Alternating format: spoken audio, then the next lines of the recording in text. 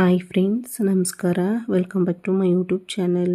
ಕನ್ಯಾ ರಾಶಿಯು ರಾಶಿಚಕ್ರ ಚಿಹ್ನೆಯ 6ನೇ ರಾಶಿಚಕ್ರ ಚಿಹ್ನೆಯಾಗಿದೆ. ಕನ್ಯಾ ರಾಶಿಯು ಉತ್ತರ ಫಾಲ್ಗುಣಿ ನಕ್ಷತ್ರ 2, 3 ಮತ್ತು 4ನೇ ಪಾದಗಳು, ಹಸ್ತ ನಕ್ಷತ್ರ 1, 2, 3 ಮತ್ತು 4 ಪಾದಗಳು, ಚಿತ್ತಾ ನಕ್ಷತ್ರ 1 ಮತ್ತು 2ನೇ ಪಾದಗಳು, ಒಟ್ಟು 9 ಪಾದಗಳನ್ನು ಒಳಗೊಂಡಿರುತ್ತದೆ. ಕನ್ಯಾ ರಾಶಿಯ ಗ್ರಹಾಧಿಪತಿಯು ಬುಧನಾಗಿರುತ್ತಾನೆ. ತತ್ವ ಪೃಥ್ವಿ ತತ್ವ, ಸ್ವಭಾವ ದ್ವಿಸ್ವಭಾವವನ್ನು ಹೊಂದಿರುತ್ತಾರೆ. ಇವರು ಯಾವುದೇ ವಿಷಯವನ್ನು ಆಳವಾಗಿ ಯೋಚಿಸುತ್ತಾರೆ. ಪ್ರತಿಯೊಂದು ಕೆಲಸದಲ್ಲಿಯೂ ಅಚ್ಚುಕಟ್ಟುತನ ಮತ್ತು ಪರಿಪೂರ್ಣತೆಯನ್ನು ಬಯಸುತ್ತಾರೆ. ಕನ್ಯಾ ರಾಶಿಯವರಿಗೆ ಬುಧವಾರ ಮತ್ತು ಶುಕ್ರವಾರ ಶುಭ ದಿನವಾಗಿರುತ್ತದೆ. ಅದೃಷ್ಟದ ಬಣ್ಣ ಹಸಿರು, ಬಿಳಿ ಮತ್ತು ತಿಳಿ ಹಳದಿಯಾಗಿರುತ್ತದೆ. ಅದೃಷ್ಟದ ರತ್ನ ಪಚ್ಚೆಯಾಗಿರುತ್ತದೆ. ಈಗ ನಾವು ಕನ್ಯಾ ರಾಶಿಯವರ ಬಗ್ಗೆ ತಿಳಿದುಕೊಳ್ಳೋಣ. ಕನ್ಯಾ ರಾಶಿಯವರೇ, ಇವತ್ತಿನ ಈ ವಿಡಿಯೋದಲ್ಲಿ ಆಗಸ್ಟ್ 27ನೇ ತಾರೀಕು ಗುರುವಾರ ಹೇಗಿರಲಿದೆ ಅನ್ನೋದನ್ನು ಸಂಪೂರ್ಣವಾಗಿ ನೋಡೋಣ. ಇದನ್ನು ಒಂದು ಸಾಮಾನ್ಯ ದಿನ ಅಂತ ಅಂದುಕೊಂಡು ಈ ವಿಡಿಯೋ ಶುರು ಮಾಡಿದ್ರೆ ನಾವು ಹೇಳಬೇಕಿರುವ ಮುಖ್ಯವಾದ ವಿಷಯ ನಿಮಗೆ ಅರ್ಥ ಆಗೋದಿಲ್ಲ. ಯಾಕಂದರೆ ಕೆಲವೊಮ್ಮೆ ಜೀವನದಲ್ಲಿ ದೊಡ್ಡ ಬದಲಾವಣೆ ಒಂದೇ ಒಂದು ಘಟನೆಯ ಮೂಲಕ ಬರೋದಿಲ್ಲ. ಸಣ್ಣ ಸಣ್ಣ ಘಟನೆಗಳು ಒಂದರ ಹಿಂದೆ ಒಂದಾಗಿ ನಡೆಯುತ್ತಾ ನಮ್ಮ ಜೀವನಕ್ಕೆ ಹೊಸ ದಿಕ್ಕನ್ನು ತೋರಿಸುತ್ತವೆ. ನಿಮ್ಮ ಮುಂದಿನ ದಿನಗಳಲ್ಲೂ ಇಂತಹದ್ದೇ ಕೆಲವು ಬದಲಾವಣೆಗಳು ಕಾಣಿಸಿಕೊಳ್ಳುವ ಸಾಧ್ಯತೆ ಇದೆ. ಹಾಗಾಗಿ ಇವತ್ತು ನಿಮ್ಮ ಜೀವನದಲ್ಲಿ ಯಾವ ಹಂತ ಶುರುವಾಗಬಹುದು, ಯಾವ ವಿಷಯಗಳಲ್ಲಿ ಬದಲಾವಣೆ ಆಗಬಹುದು ಅನ್ನೋದನ್ನು ಒಂದೊಂದಾಗಿ ನೋಡೋಣ. ಇದಕ್ಕೂ ಮೊದಲು ಒಂದು ವಿಷಯ. ಇತ್ತೀಚಿನ ದಿನಗಳಲ್ಲಿ ನಿಮ್ಮ ಮನಸ್ಸಿನಲ್ಲಿ ಒಂದು ಪ್ರಶ್ನೆ ಪದೇ ಪದೇ ಬರುತ್ತಿರಬಹುದು. ನಾನು ಮಾಡುತ್ತಿರುವ ಕೆಲಸ ಸರಿಯಾದ ದಿಕ್ಕಿನಲ್ಲಿ ಹೋಗುತ್ತಿದೆಯಾ? ನಾನು ಯಾವ ದಾರಿಯಲ್ಲಿ ಮುಂದೆ ಹೋಗಬೇಕು ಅನ್ನೋ ಯೋಚನೆ ನಿಮ್ಮದಾಗಿರಬಹುದು. ಕೆಲವು ಕೆಲಸಗಳು ಶುರುವಾಗಿ ಮಧ್ಯದಲ್ಲೇ ನಿಂತಿರಬಹುದು. ಇನ್ನು ಕೆಲವು ಕೆಲಸಗಳು ಮುಗಿದಿರಬಹುದು. ಆದರೆ ಮುಗಿದ ಮೇಲೂ ಮನಸ್ಸಿಗೆ ಸಂಪೂರ್ಣ ನೆಮ್ಮದಿ ಸಿಕ್ಕಿರದೇ ಇರಬಹುದು. ಆದರೆ ನೀವು ಅನುಭವಿಸಿದ ಪ್ರತಿಯೊಂದು ಘಟನೆ ಕೂಡ ವ್ಯರ್ಥವಾಗಿಲ್ಲ. ಆ ಘಟನೆಗಳು ನಿಮಗೆ ಒಂದೊಂದು ಪಾಠ ಕಲಿಸಿವೆ. ಅದೇ ಪಾಠ ಈಗ ನಿಮ್ಮ ಮುಂದಿನ ಹೆಜ್ಜೆಗಳಿಗೆ ಸಹಾಯ ಮಾಡಲಿವೆ. ಆಗಸ್ಟ್ 27ರಿಂದ ನಿಮ್ಮ ಯೋಚನೆಗಳಲ್ಲಿ ಒಂದು ರೀತಿಯ ಸ್ಪಷ್ಟತೆ ಬರಲು ಶುರುವಾಗುತ್ತದೆ. ಇಷ್ಟು ದಿನ ಒಂದೇ ಒಂದು ಸಮಯದಲ್ಲಿ ತುಂಬ ವಿಷಯಗಳ ಬಗ್ಗೆ ಯೋಚಿಸುತ್ತಿದ್ದ ನೀವು ಇನ್ನು ಮುಂದೆ ಮೊದಲು ಇದನ್ನು ಮುಗಿಸಬೇಕು, ನಂತರ ಅದನ್ನು ನೋಡೋಣ ಅನ್ನೋ ರೀತಿಯಲ್ಲಿ ಒಂದೊಂದೇ ಕೆಲಸದ ಕಡೆ ಗಮನ ಕೊಡುತ್ತೀರಿ. ಇದು ಸಣ್ಣ ಬದಲಾವಣೆ ಅನಿಸಬಹುದು, ಆದರೆ ಇದೇ ಮುಂದೆ ನಿಮ್ಮ ಜೀವನದಲ್ಲಿ ದೊಡ್ಡ ಪರಿಣಾಮ ಕೊಡಬಹುದು. ಹಿಂದೆ ಯಾರಾದರೂ ಹೇಳಿದ ಒಂದು ಸಣ್ಣ ಸಲಹೆಯನ್ನು ನೀವು ಅಷ್ಟಾಗಿ ಗಮನಿಸದೇ ಇರಬಹುದು, ಆದರೆ ಈಗ ಅದೇ ಸಲಹೆ ನಿಮಗೆ ತುಂಬ ಉಪಯೋಗವಾಗಬಹುದು. ಅದೇ ರೀತಿ ಇಷ್ಟು ದಿನ ನೀವು ದೊಡ್ಡ ವಿಷಯ ಅಂತ ಪರಿಗಣಿಸದೇ ಇದ್ದ ಒಂದು ಸಣ್ಣ ವಿಚಾರ ಮುಂದೆ ನಿಮಗೆ ತುಂಬ ಮುಖ್ಯವಾಗಬಹುದು. ಹಾಗಾಗಿ ಈ ಸಮಯದಲ್ಲಿ ನಿಮ್ಮ ಸುತ್ತಮುತ್ತಲಿನಲ್ಲಿರುವ ಜನರು ಹೇಳುವ ಮಾತುಗಳನ್ನು ಸ್ವಲ್ಪ ಗಮನವಿಟ್ಟು ಕೇಳಿ. ಇನ್ನು ಒಂದು ಮುಖ್ಯವಾದ ವಿಷಯ ಏನೆಂದರೆ, ತುಂಬ ದಿನಗಳಿಂದ ಮುಂದೂಡುತ್ತಾ ಬಂದಿರುವ ಒಂದು ಕೆಲಸ ಮತ್ತೆ ನಿಮ್ಮ ಮುಂದೆ ಬರುತ್ತದೆ. ಈ ಬಾರಿ ಅದನ್ನು ಹಾಗೇ ಬಿಟ್ಟು ಬಿಡದೆ ಇದನ್ನು ಮೊದಲು ಮುಗಿಸಿ ಬಿಡಬೇಕು ಅನ್ನೋ ನಿರ್ಧಾರ ಮಾಡುತ್ತೀರಿ. ಆ ಕೆಲಸ ಮುಗಿದ ನಂತರ ಹೊಸ ಕೆಲಸಗಳಿಗೆ ಜಾಗ ಸಿಗುತ್ತದೆ. ಒಂದು ಹಳೆಯ ಅಧ್ಯಾಯ ಮುಗಿದು ಹೊಸ ಅಧ್ಯಾಯ ಶುರುವಾಗುವ ಭಾವನೆ ನಿಮಗೆ ಬರಬಹುದು. ಈ ಸಮಯದಲ್ಲಿ ಹೊರಗಿನ ಪರಿಸ್ಥಿತಿಗಳಿಗಿಂತ ನಿಮ್ಮೊಳಗಿನ ಬದಲಾವಣೆಯೇ ಮುಖ್ಯವಾಗಿರುತ್ತದೆ. ನಾನು ಯಾರಿಗಾಗಿ ಕೆಲಸ ಮಾಡಬೇಕು, ಯಾವ ಕೆಲಸಕ್ಕೆ ಹೆಚ್ಚು ಸಮಯ ಕೊಡಬೇಕು, ನನ್ನ ಗುರಿ ಏನು, ಯಾವ ಕೆಲಸ ಮೊದಲು ಮಾಡಬೇಕು ಅನ್ನೋ ವಿಚಾರಗಳಲ್ಲಿ ನಿಮಗೆ ನಿಧಾನವಾಗಿ ಸ್ಪಷ್ಟತೆ ಬರುತ್ತದೆ. ಈ ಸ್ಪಷ್ಟತೆ ನಿಮ್ಮಲ್ಲಿರುವ ಗೊಂದಲ ಮತ್ತು ಅನುಮಾನಗಳನ್ನು ಕಡಿಮೆ ಮಾಡುತ್ತದೆ. ಈ ದಿನಗಳಲ್ಲಿ ನಿಮ್ಮ ಮಾತಿಗೂ ಒಂದು ತೂಕ ಬರುತ್ತದೆ. ಮನೆಯಲ್ಲಿ ಮಾತನಾಡಲಿ, ಕೆಲಸದ ಜಾಗದಲ್ಲಿ ಮಾತನಾಡಲಿ ಅಥವಾ ಸ್ನೇಹಿತರ ಜೊತೆ ಮಾತನಾಡಲಿ, ನೀವು ಹೇಳುವ ಮಾತಿನಲ್ಲಿ ಒಂದು ದೃಢತೆ ಕಾಣಿಸುತ್ತದೆ. ಹಾಗಾಗಿ ಹೆಚ್ಚು ಮಾತನಾಡುವುದಕ್ಕಿಂತ ಕಡಿಮೆ ಮಾತಿನಲ್ಲಿ ಸ್ಪಷ್ಟವಾಗಿ ನಿಮ್ಮ ನಿರ್ಧಾರ ಹೇಳುವುದು ನಿಮಗೆ ಒಳ್ಳೆಯದು. ಅದೇ ಸಮಯದಲ್ಲಿ ಎದುರಿನವರು ಹೇಳುವುದನ್ನು ಸಂಪೂರ್ಣವಾಗಿ ಕೇಳಿ ನೀವು ಮಾತನಾಡುವುದಕ್ಕಿಂತ ಕೇಳುವುದನ್ನು ಕಲಿತರೆ ಈ ಸಮಯದಲ್ಲಿ ಅದು ನಿಮಗೆ ದೊಡ್ಡ ಬಲವಾಗುತ್ತದೆ. ಹಿಂದೆ ನಿಮಗೆ ಕಷ್ಟ ಕೊಟ್ಟೋ ಕೆಲವು ಘಟನೆಗಳು ಈಗ ನಿಮ್ಮನ್ನು ಇನ್ನಷ್ಟು ಗಟ್ಟಿಯಾಗಿಸುತ್ತವೆ. ಆಗ ಯಾಕೆ ಹೀಗಾಯಿತು ಅಂತ ಯೋಚಿಸಿ ಬೇಸರ ಪಡುವ ಬದಲು ಅದರಿಂದ ನಾನು ಏನು ಕಲಿತೆ ಅನ್ನೋದನ್ನು ಯೋಚಿಸುವ ಸಮಯ ಇದು. ನಿಮ್ಮ ಆತ್ಮವಿಶ್ವಾಸ ಕೂಡ ನಿಧಾನವಾಗಿ ಹೆಚ್ಚಾಗುತ್ತದೆ. ತುಂಬ ದಿನಗಳಿಂದ ಮನಸ್ಸಿನಲ್ಲಿರುವ ಒಂದು ಯೋಜನೆಯನ್ನು ಕಾಗದದ ಮೇಲೆ ಬರೆಯಬೇಕು ಅನ್ನೋ ಆಸೆ ಬರುತ್ತದೆ. ನಿಮ್ಮ ದೊಡ್ಡ ಗುರಿಯನ್ನು ಸಣ್ಣ ಸಣ್ಣ ಹಂತಗಳಾಗಿ ಮಾಡಿಕೊಂಡು ಮುಂದೆ ಹೋಗುವುದು ನಿಮಗೆ ತುಂಬ ಒಳ್ಳೆಯದು. ದೊಡ್ಡ ಕನಸು ಒಂದು ದಿನದಲ್ಲಿ ನನಸಾಗೋದಿಲ್ಲ, ಆದರೆ ಪ್ರತಿದಿನ ನೀವು ಇಡುವ ಸಣ್ಣ ಹೆಜ್ಜೆಗಳು ನಿಮ್ಮನ್ನು ಆ ಕನಸಿನ ಹತ್ತಿರಕ್ಕೆ ಕರೆದುಕೊಂಡು ಹೋಗುತ್ತವೆ. ಹಾಗಾಗಿ ಈ ಸಮಯದಲ್ಲಿ ಆತುರದ ನಿರ್ಧಾರಕ್ಕಿಂತ ಶಿಸ್ತು ಮುಖ್ಯ. ಬೆಳಿಗ್ಗೆ ಶುರು ಮಾಡಿದ ಕೆಲಸವನ್ನು ಸಾಧ್ಯವಾದಷ್ಟು ಅದೇ ದಿನ ಮುಗಿಸುವ ಅಭ್ಯಾಸ ಮಾಡಿಕೊಳ್ಳಿ. ಒಂದು ಸಣ್ಣ ಕೆಲಸ ಮುಗಿಸಿದಾಗಲೂ ನಿಮ್ಮೊಳಗೆ ಒಂದು ರೀತಿಯ ಆತ್ಮವಿಶ್ವಾಸ ಬರುತ್ತದೆ. ಆ ಸಣ್ಣ ಸಣ್ಣ ಗೆಲುವುಗಳೇ ಮುಂದೆ ದೊಡ್ಡ ದೊಡ್ಡ ನಂಬಿಕೆಯಾಗುತ್ತವೆ. ಉದ್ಯೋಗ ಮತ್ತು ವೃತ್ತಿ. ಇನ್ನು ಉದ್ಯೋಗದ ವಿಷಯಕ್ಕೆ ಬಂದರೆ, ಮುಂದಿನ ಕೆಲವು ದಿನಗಳಲ್ಲಿ ನಿಮ್ಮ ಜವಾಬ್ದಾರಿ ಹೆಚ್ಚಾಗಬಹುದು. ನಿಮಗೆ ಕೊಟ್ಟ ಕೆಲಸವನ್ನು ಸಮಯಕ್ಕೆ ಮುಗಿಸುವುದಷ್ಟೇ ಅಲ್ಲ, ಅದನ್ನು ಚೆನ್ನಾಗಿ ಮಾಡಬೇಕು ಅನ್ನೋ ಆಸೆಯೂ ಹೆಚ್ಚಾಗುತ್ತದೆ. ನಿಮ್ಮ ಕೆಲಸವನ್ನು ಗಮನಿಸುತ್ತಿರುವವರು ನಿಮ್ಮ ಬಗ್ಗೆ ಒಳ್ಳೆಯ ಅಭಿಪ್ರಾಯವನ್ನು ಬೆಳೆಸಿಕೊಳ್ಳಬಹುದು. ಮಾತಿಗಿಂತ ಕೆಲಸ ಮುಖ್ಯ ಅನ್ನೋದನ್ನು ತೋರಿಸುವ ಸಮಯ ಇದು. ವ್ಯಾಪಾರ ಮಾಡುತ್ತಿರುವವರಿಗೆ ಕೂಡ ಈ ಸಮಯದಲ್ಲಿ ಒಂದು ಒಳ್ಳೆಯ ಪ್ಲಾನ್ ಮಾಡಿಕೊಳ್ಳುವ ಅವಕಾಶ ಸಿಗುತ್ತದೆ. ಹಿಂದೆ ಲಾಭ ಕೊಡದ ಕೆಲವು ನಿರ್ಧಾರಗಳನ್ನು ಮತ್ತೆ ಮತ್ತೆ ಪ್ರಯತ್ನಿಸುವ ಬದಲು ಎಲ್ಲಿ ಖರ್ಚು ಕಡಿಮೆ ಮಾಡಬಹುದು, ಆದಾಯವನ್ನು ಹೇಗೆ ಸರಿಯಾಗಿ ನಿರ್ವಹಿಸಬಹುದು ಅನ್ನೋದರ ಕಡೆ ಗಮನ ಕೊಡುತ್ತೀರಿ. ಆತುರದಲ್ಲಿ ದೊಡ್ಡ ನಿರ್ಧಾರ ತೆಗೆದುಕೊಳ್ಳುವುದಕ್ಕಿಂತ ಯೋಚಿಸಿ ಒಂದು ಹೆಜ್ಜೆ ಇಡುವುದು ಒಳ್ಳೆಯದು. ಅದೇ ರೀತಿ ಅನಗತ್ಯ ಖರ್ಚುಗಳ ಮೇಲೂ ನಿಮ್ಮ ಗಮನ ಹೋಗುತ್ತದೆ.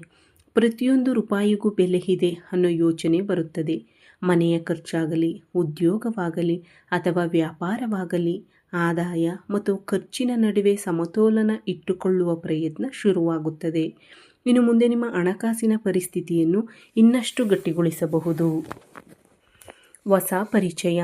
ಈ ಸಮಯದಲ್ಲಿ ಹೊಸ ವ್ಯಕ್ತಿಯೊಬ್ಬರ ಪರಿಚಯವೂ ಆಗಬಹುದು.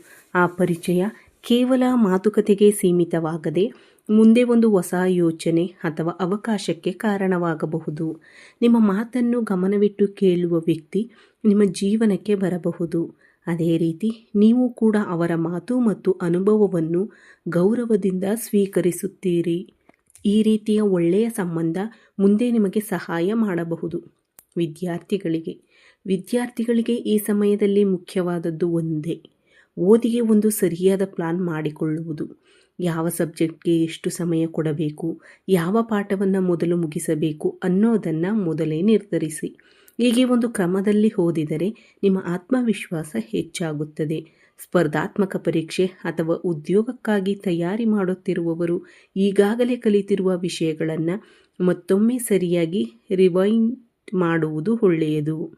ಒಳ್ಳೆಯದನ್ನೇ ಕಲಿಯುತ್ತಾ ಹೋಗುವುದಕ್ಕಿಂತ ಈಗಾಗಲೇ ಗೊತ್ತಿರುವ ವಿಷಯವನ್ನು ಇನ್ನಷ್ಟು ಗಟ್ಟಿಗೊಳಿಸುವುದು ಈ ಸಮಯದಲ್ಲಿ ನಿಮಗೆ ಹೆಚ್ಚು ಉಪಯೋಗವಾಗುತ್ತದೆ.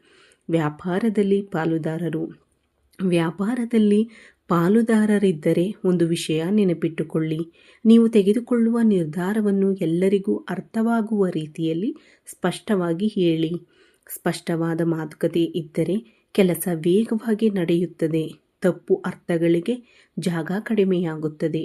ಒಬ್ಬರ ಮೇಲೆ ಒಬ್ಬರಿಗೆ ನಂಬಿಕೆ ಇದ್ದರೆ ದೊಡ್ಡ ಕೆಲಸವನ್ನು ಸುಲಭವಾಗಿ ಮುಗಿಸಬಹುದು ಅನ್ನೋದು ನಿಮಗೆ ಈ ಸಮಯದಲ್ಲಿ ಅರ್ಥವಾಗುತ್ತದೆ. ಕುಟುಂಬ ಜೀವನ. ಇನ್ನು ಮನೆಯ ವಿಷಯಕ್ಕೆ ಬಂದರೆ, ಕುಟುಂಬದಲ್ಲಿ ನಿಧಾನವಾಗಿ ಒಂದು ಒಳ್ಳೆಯ ವಾತಾವರಣ ನಿರ್ಮಾಣವಾಗುತ್ತದೆ. ಮನೆಯ ಭವಿಷ್ಯದ ಬಗ್ಗೆ ಕುಟುಂಬದವರ ಜೊತೆ ಕುಳಿತು ಮಾತನಾಡುವ ಸಂದರ್ಭ ಬರಬಹುದು.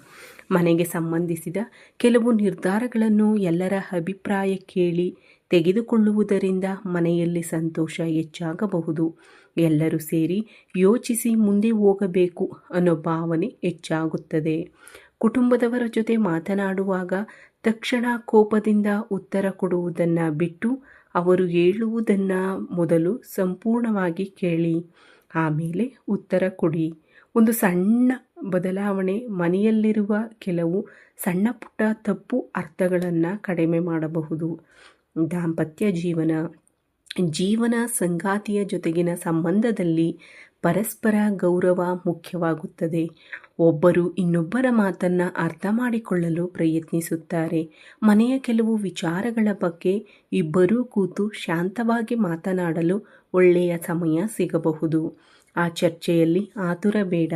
ಶಾಂತವಾಗಿ ಮಾತನಾಡಿದರೆ ನಿಮ್ಮಿಬ್ಬರ ನಡುವಿನ ನಂಬಿಕೆ ಇನ್ನಷ್ಟು ಗಟ್ಟಿಯಾಗುತ್ತದೆ. ವಿವಾಹವಾಗದ ಈ ರಾಶಿಯವರು ಕೂಡ ಈ ಸಮಯದಲ್ಲಿ ಮೊದಲು ತಮ್ಮ ವ್ಯಕ್ತಿತ್ವದ ಕಡೆ ಗಮನ ಕೊಡಿ. ಮಾತನಾಡುವ ರೀತಿ, ಸಮಯ ಪಾಲನೆ, ಜವಾಬ್ದಾರಿ ತೆಗೆದುಕೊಳ್ಳುವ ಗುಣ ಇವೆಲ್ಲವೂ ನಿಮ್ಮ ವ್ಯಕ್ತಿತ್ವಕ್ಕೆ ಒಳ್ಳೆಯ ಹೆಸರು ತರುತ್ತವೆ. ಸ್ನೇಹಿತರ ವಿಚಾರ, ನಿಮ್ಮ ಸುತ್ತಮುತ್ತ ಇರುವ ಪ್ರತಿಯೊಬ್ಬರ ಜೊತೆ ಒಂದೇ ರೀತಿಯಾಗಿ ಸಮಯ ಕಳೆಯಬೇಕೆಂಬ ಅವಶ್ಯಕತೆ ಇಲ್ಲ ಅನ್ನೋದು ನಿಮಗೆ ಅರ್ಥವಾಗುತ್ತದೆ. ನಿಮ್ಮ ಬೆಳವಣಿಗೆಯನ್ನು ಬಯಸುವವರು, ನಿಮ್ಮನ್ನು ಪ್ರೋತ್ಸಾಹಿಸುವವರು, ಒಳ್ಳೆಯ ಸಲಹೆ ಕೊಡುವವರ ಜೊತೆ ಹೆಚ್ಚು ಸಮಯ ಕಳೆಯಲು ನೀವು ನಿರ್ಧರಿಸಬಹುದು. ಇದು ನಿಮ್ಮ ಯೋಚನೆಗಳನ್ನು ಇನ್ನಷ್ಟು ಗಟ್ಟಿಗೊಳಿಸುತ್ತದೆ. ಮನಸ್ಸಿನ ನೆಮ್ಮದಿ, ಹಿಂದೆ ನಡೆದ ಕೆಲವು ಘಟನೆಗಳು ಆಗಾಗ ನಿಮ್ಮ ನೆನಪಿಗೆ ಬಂದು ಮನಸ್ಸಿಗೆ ಬೇಸರ ಕೊಡಬಹುದು.